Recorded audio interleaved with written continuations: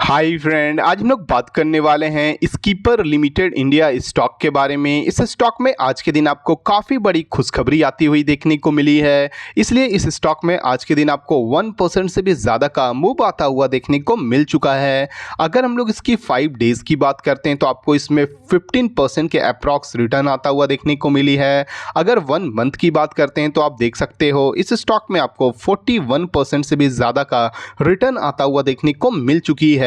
आज की इस वीडियो में हम लोग बात करने वाले हैं कि क्या आपको इस स्टॉक में अभी भी इन्वेस्ट करना है या इसे अवॉइड करना है। तो सबसे पहले हम लोग इस कंपनी फाइनेंशियल पे नज़र डालने वाले हैं, उसके बाद इसके चार्ट पे चल के समझने वाले हैं कि इस स्टॉक में आपको कहां तक का टारगेट आता हुआ देखने को मिल सकती है।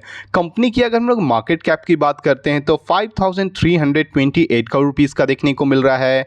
स्टॉक का जो पी रेशियो है वो आपको 29 रुपीज़ का, आरओसीई की बात करते हैं तो 24.4% का, और कंपनी का जो बुक वैल्यू है वो आपको 112 रुपीज़ का देखने को मिल रही है। आरओई की बात करते हैं तो 14.2% का, और कंपनी का जो फेस वैल्यू है वो आपको 1 रुपीज़ में ट्रेड करता हुआ देखने को मिल रहा है। अगर हम लोग इस कंपनी के क्वार्टरली रिजल्ट्स पे नज़र डालते हैं तो आप देख सकते हो कंपनी का जो सेल्स आपको सितंबर 2025 में 1262 करोड़ रुपीज़ का था, वही दिसंबर 2025 में आपको ये बढ़ के 1371 करोड़ रुपीज़ का होता हुआ देखने को मिल रही है। अगर हम लोग कंपनी के ऑपरेटिंग प्रॉफिट की बात करते हैं तो सितंबर 2025 में आपको ये 131 करोड़ रुपीज़ का था, और दिसंबर वाले क्वार्टर में आपको ये बढ़ के 141 करोड़ रुपीज़ का होता हुआ देखने को मिल रहा है।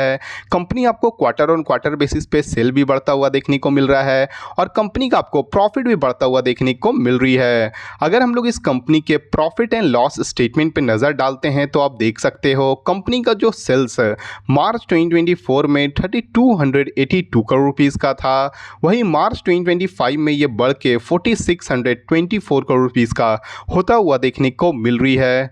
अगर हम लोग इस कंपनी के ऑपरेटिंग प्रॉफिट पे नज़र डालते हैं तो मार्च 2024 में जो कंपनी का प्रॉफिट था वो आपको 321 करोड़ रुपीज़ का देखने को मिल रहा है, और मार्च 2025 में आपको ये बढ़ के 455 करोड़ रुपीज़ का होता हुआ देखने को मिल रही है। अगर हम लोग इस कंपनी के बैलेंस शीट पे नज़र डालते हैं तो आप देख सकते हो कंपनी का जो इक्विटी कैपिटल है वो आपको काफ़ी सालों से आपको 11 करोड़ रुपीज़ का स्टेबल देखने को मिल रही है।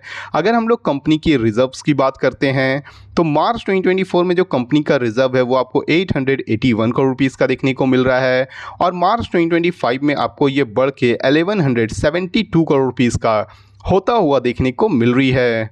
अगर हम लोग कंपनी की बोरोइंग पे की कंपनी पे कितना कर्ज है अगर उसकी बात करते हैं तो मार्च 2024 के अकॉर्डिंग कंपनी पे जो बोरोइंग है वो आपको 579 करोड़ रुपीज़ का देखने को मिल रहा है, और मार्च 2025 में आपको ये बढ़ के 711 करोड़ रुपीज़ का होता हुआ देखने को मिल रही है। किसी भी कंपनी का जो बोरोइंग है, जो कर्ज है वो बढ़ती है तो कंपनी के लिए थोड़ी सी नेगेटिव न्यूज़ मानी जा सकती है।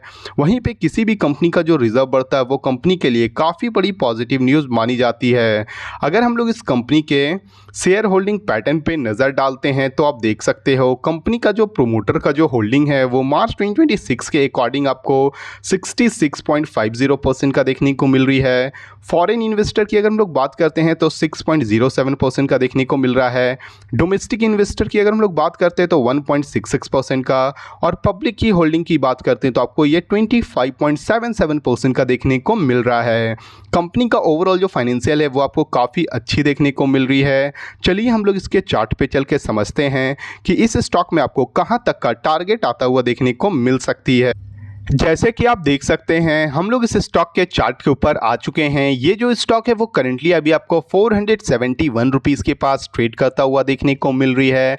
ये स्टॉक अपने प्रीवियस जो सबसे इंपॉर्टेंट जो सपोर्ट था आपको 328 रुपीज़ के से आपको फिर से रिवर्सल लेता हुआ देखने को मिली थी, क्योंकि इसके पिछले 2 बार आपको इस स्टॉक में यहाँ से काफ़ी अच्छा रिवर्सल आता हुआ देखने को मिला है।